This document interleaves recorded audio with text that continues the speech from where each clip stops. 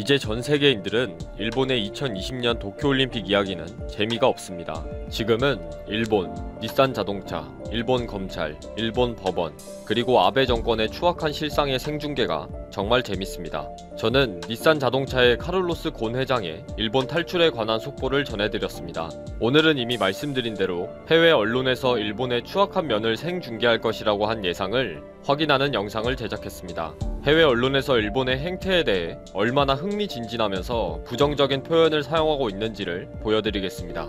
영화 본 시리즈와 미션 임파서블 저리 가라입니다.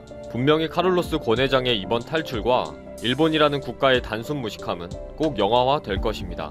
일본의 닛산 자동차를 살려준 카를로스 곤 회장을 닛산 자동차의 일본인 임원들이 일본 검찰과 협조해서 구속시킨 배경은 생략하겠습니다. 그리고 여기에는 아베도 깊숙이 관여되어 있습니다.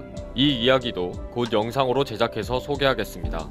구속되어 있던 카를로스 곤 회장의 보석 조건에는 보석금은 15억엔 약 159억 원으로 한다. 일반 전화기는 물론이고 핸드폰의 사용을 제한한다. 여권 3개는 변호사가 철저히 관리해야 한다. 인터넷은 변호사 사무실에서만 가능하다. 3일 이상 외출할 경우에는 법원의 허락을 받아야 한다. 도쿄의 단독주택을 벗어날 수가 없다. 등입니다. 일본 법원은 곤 회장이 움직이는 곳마다 카메라를 설치해서 일거수일투족을 녹화했습니다. 그리고 집을 나와 변호사 사무실을 출입할 때도 닛산 자동차의 직원과 민간 조사관들이 미행을 하고 감시했습니다. 그랬는데 곤 회장이 갑자기 레바논의 베이루트에 나타난 것입니다. 일본이 발칵 뒤집어질 수밖에 없죠. 정말 귀신이 고칼 노릇이고 또 얼마나 드라마틱합니까? 이 탈출 과정에 많은 의문과 추측이 있습니다. 현재까지 알려진 유력한 스토리는 곤 회장의 부인인 캐롤이 성탄절 파티를 한다고 하면서 악단으로 위장한 팀들이 자택에 들어가고, 그리고 곤 회장은 대형 악기 상자에 숨어서 밖으로 나와 오사카까지 이동을 하게 됩니다. 거기에서 터키 이스탄불로 갔다가 레바논 베이루트 비행기를 탔다는 스토리입니다. 베이루트가 입국할 때는 프랑스 여권을 내밀었다는데 일본에 있는 곤의 변호인은 프랑스 여권은 우리가 가지고 있다 라고 했답니다. 일본에서 추측하기로는 레바논 정부와 레바논 대사관이 깊숙이 개입한 것으로 보고 기자들이 몰려가서 질문을 했는데 대사관 측에서는 전혀 답을 하지 않고 있습니다. 곤 회장은 지난 3월 도쿄 구치소에서 보석으로 풀려났을 때 기다리고 있던 기자들을 피하기 위해 건설 인부 차림을 하고 나온 적이 있습니다. 감기에 걸린 건설 노동자처럼 노동자복과 모자, 마스크를 쓰고 유유히 걸어 나온 거죠. 이미 대탈주극의 주인공이 될 재주가 보이지 않습니까? 여기에 그대로 당한 쪽이 일본 정부이고요. 그러면 이제 한 편의 첩보 영화를 경쟁적으로 보도하고 있는 미국의 언론을 살펴보겠습니다. 12월 30일자 뉴욕타임즈 기사입니다. 제목은 정치적 박해를 피해 일본을 탈출하다. 내용 중에는 일본은 곤 회장과 부인과의 대화를 7개월 동안 금지시켰다. 부인 캐롤이 화장실에서 샤워를 하고 나오면 일본인이 타월을 줬다. 모욕을 주었다. 닛산의 일본인 임원들의 배신과 행동으로 체포되었다. 등입니다. 미국 워싱턴 포스트지에서는 특별히 이런 일을 당하게 된 일본 현지의 반응을 소개하고 있습니다. 물론 뉴욕타임즈와 동일하게 일본이 카를로스 곤 회장을 부당하게 체포했다는 논조로 비슷합니다. 마스조의 요이치 전 의원은 일본의 법률 시스템의 국제적인 후진성과 고립, 수준 이하의 정부 수집 능력이 드러나게 되었다. 일본은 정보가 부족한 한심한 작은 나라이다 라고 했고, 일본의 국방장관이었던 마사이 사토 의원은 일본의 주권은 침해당했고 법률 시스템은 큰 도전을 받았다. 일본이 이러한 불법 탈출을 쉽게 허용한 것은 큰 문제이다 라고 말한 것을 소개했습니다. 미국 월스트리트 저널지와 CNN도 카를로스 곤, 일본을 탈출하다 라고 제목을 뽑았으며, 곤 회장이 나는 불의와 정치적 박해를 피했으며 이제는 자유롭게 언론인들과 의사소통하기를 기대하고 있다는 내용을 소개하고 있습니다. 아랍권의 대표적인 방송국인 알자지라TV도 이 탈주국을 상세하게 보도하면서 닛산의 전 보스가 일본에서 갑자기 사라졌다. 여행객들의 러쉬로 복잡한 일본의 공항을 유유히 벗어났다 라면서 한 편의 첩보 영화를 흥미진진하게 소개하고 있습니다. 제가 속보로 전해드린 영상에서도 말씀드린 대로 정말 일본이라는 나라의 국가 이미지는 완전히 망가졌습니다. 앞으로도 더 망가질 것입니다. 일본, 이제 큰일 났습니다. 일본 언론과 일본 네티즌들은 지금 어떨까요? 일본의 언론들은 지금 난리가 났습니다. 도대체 어떻게 이런 일이 생겼는지, 그리고 앞으로 어떻게 될 것인지에 대해 온갖 얘기들이 다 나오고 있습니다. 도쿄올림픽 이야기는 일본에서도 쏙 들어가 버렸습니다. 일본의 언론들이 지금 계속적으로 보도하고 있는 기사는 너무 많아서 일일이 소개하지 못하지만 이미 벌집 쑤셔놓은 것처럼 난리라는 것은 모두가 익히 알고 계실 것으로 봅니다. 그렇다면 일본 네티즌들은 어떤 반응인지 잠시 보겠습니다. 레바논과 유럽에 돈이 흐르고 있겠군. 일본은 크게 당했다. 한심하다. 히로니카 변호사가 책임져야 한다. 의심스럽다. 이것은 사법부의 문제뿐 아니라 일본의 주권이 위협당한 큰 문제이다. 보석금 15억엔이 너무 적었다. 50억엔으로 해야 세금의 보탬이 된다. 레바논과의 관계 단절까지 생각하고 강한 자세로 나가야 한다. 일본은 법치 국가이다. 레바논의 첩보기관이 관여했나? 아베의 다음 선거의 쟁점이 될 것이다. 레바논에 의해 일본의 주권은 침해당했다. 미국이라면 그냥 있겠는가? 공항 화물지구 담당자도 확실히 가담했다. 경찰은 철저하게 수사하라. 일본은 한심하다. 레바논에 지원한 2억 달러를 회수해라. 하필 올림픽 전에 이런 일이 너무 어처구니 없다. 이렇게 일본 네티즌들의 걱정대로 일본 도쿄올림픽은 물 건너갔습니다. 카를로스 고 회장의 폭로는 아주 오래 갈 것이고 8일 기자회견을 하겠다고 언론사들에게 밝힌 상황입니다. 이번 폭로와 관련해 계속 조사해서 폭로의 배경과 파급력을 소개하겠습니다. 그리고 이번 고 회장의 체포와 핍박에는 아베가 깊숙이 관여하고 있는데 곧 정리해서 소개하겠습니다.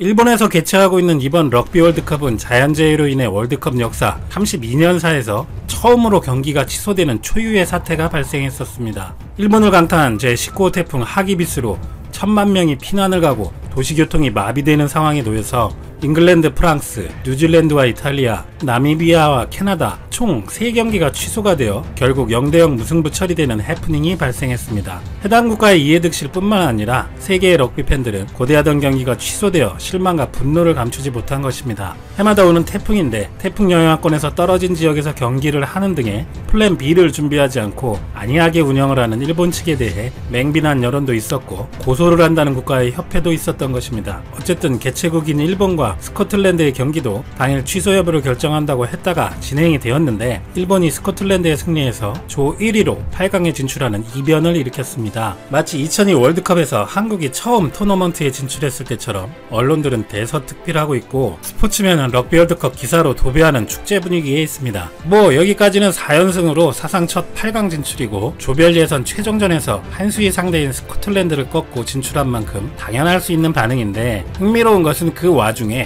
뜬금없이 한국을 비난하는 기사들이 눈에 띈다는 것입니다. 그 중심에는 다름 아닌 이번 일본 럭비 대표팀의 한국 국적의 구지원 선수가 있습니다. 럭비 월드컵에 출전한 일본 대표팀 31명 중 외국 출신 선수는 15명, 이 가운데 일본에 귀화한 선수가 7명, 귀화하지 않은 선수가 8명입니다. 출신 지역은 호주, 뉴질랜드, 통가, 사모아, 남아프리카 공화국, 한국 등 다양합니다. 다른 스포츠와 달리 럭비가 국적주의를 채택하고 있지 않아서 가능한 일입니다. 출생지가 그 나라이거나 부모, 조부모 중 한 사람이 그 나라의 출신이거나 그 나라에서 3년 이상 계속 거주 또는 통산 10년 동안 거주하거나 하면 대표 자격을 얻을 수 있습니다. 이외에 한 선수는 1개국 대표밖에 될 수 없다는 제약이 있어서 한 번 선택하면 다른 나라의 대표는 될 수 없기 때문에 신중히 선택해야 되기도 합니다. 외국인 선수의 상한선도 없습니다. 일본뿐만 아니라 모든 국가에 적용되는 룰입니다. 럭비에서 국적을 불문하게 된 이유는 대영 제국의 역사와 관계가 있습니다. 럭비는 19세기에 영국에서 태어나 곧 인근 스코틀랜드, 웨일즈, 북아일랜드의 4개국에서 시합이 자주 열렸는데 당연히 이들 국가에서 주민의 왕래가 빈번했기 때문에 식민지에서 영국으로 온 사람을 대표 선수로 선택해야 할지 하는 논의가 불거지고 거주를 조건으로 출전 자격이 인정받게 되었다고 합니다. 외국 출신 선수가 대부분을 차지한 것은 일본만은 아닙니다. 31명의 등록 선수 중 통가는 19명, 사모아는 18명이 외국 출신 선수이며 이들 중 대부분은 뉴질랜드 등의 국적 선수들이 차지하는데 부모와 조부모가 사모아, 통가 출신으로 출전 자격을 얻었습니다. 양국 모두 남태평양에 위치한 작은 나라로 이주 노동자의 성금이 주요 소득원으로 부모 세대에서 뉴질랜드 등으로 이주한 선수가 부모의 모국으로 출전하는 경우가 많습니다. 반면 일본은 외국 출신 선수 15명 전원이 거주 조건 충족으로 대표팀이 되어 통가와 사모아와는 약간 다릅니다. 어쨌든 일본에서는 이런 다양한 배경을 가진 선수들이 일본의 문화와 역사를 존중하고 경기 후 최우수 선수의 일본도의 복제본도 준다고 합니다. 구지원 선수는 오른쪽 프로브로 일본 럭비팀에서 상당한 중요도와 실력을 가지고 있는 선수입니다. 서울 출신이며 올해 25세, 아버지 구동춘 씨도 럭비 선수로 일본 혼다 히트라는 팀에서 활약했었고 한국 대표 선수도 했다고 합니다. 초등학교 때 뉴질랜드 웰링턴에 유학하고 중학교 시절 일본 중학교에 편입 후 고교 일본 대표로 이름을 날리고 20세 이하 일본 대표팀 2017년부터 일본 대표팀으로 뛰고 있다고 합니다. 구지원 선수가 경기 전에 큰 소리로 기미가요를 부리는 장면을 보면 노력해달라고 솔직하게 생각하는 것은 일본 대표를 응원하는 사람들이라면 누구나 갖는 것이고, 일본 대표를 위해 몸을 깎으면서 필사적으로 싸우는 외국 국적의 대표 멤버들의 모습은 럭비 독특한 것으로 항상 감동을 느낀다는 일본 언론 기사도 있었는데요.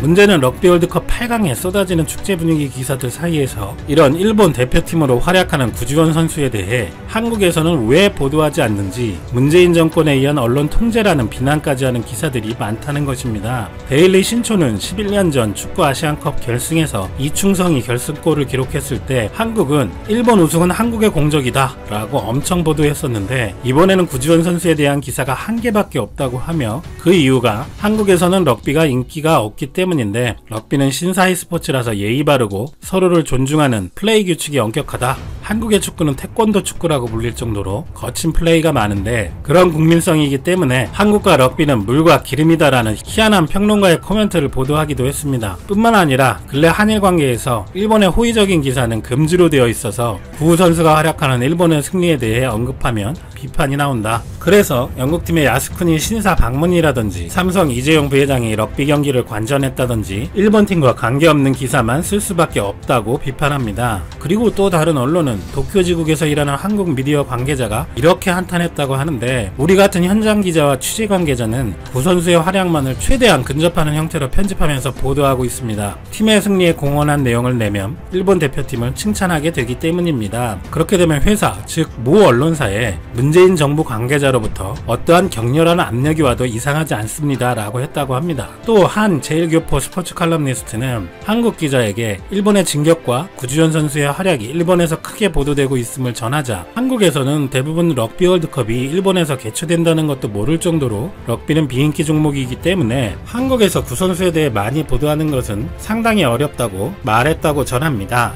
여기까지는 당연한 반응입니다. 그런데 이 칼럼니스트는 일본 대표로 일본의 돌풍을 주도했다는 내용이면 한국 국민 감정을 거스를 수 있다는 것일까라며 자기만의 생각으로 이유를 추측해버립니다. 참고로 절대적이지는 않겠지만 국경 없는 기자회에서 2019년 평가한 한국의 언론 자유도는 41위로 아시아에서 유일하게 노란색이고, 미국 48위, 일본 67위, 중국 177위입니다. 한국의 언론들이 정권의 압력을 받고 일본에 대해서는 통제된 기사들을 낸다고 보도하고, 댓글들을 보면 그렇게 믿어버리는 일본인들이 많아서 아쉬운 느낌입니다. 럭비는 우리나라에서 전혀 인기가 없는 스포츠인데 일본 팀 기사를 억지로 내는 게 더 이상한 게 아닐지. 추성훈 씨 같은 경우 한국에서 일본으로 아예 국적을 바꿨는데도 당시 언론은 오히려 한국에서 편파 판정으로 텃세를 부려서 추성훈이 아키야마가 된 것이라는 보도를 많이 하였고, 이후 국적을 일본으로 바꾼 후에도 연예 프로에도 고정 출연하고 한국에서 큰 인기를 누리고 있는 사례도 있고요. 그리고 실제로 한국 보도에서는 일본 럭비팀과 구 선수에 대한 기사는 쉽게 찾을 수 있었습니다. 그런데 일본 언론과 사회는 다국적 대표팀 같은 밝은 면의 외국인들에 대해서는 좋은 반응을 보이면서도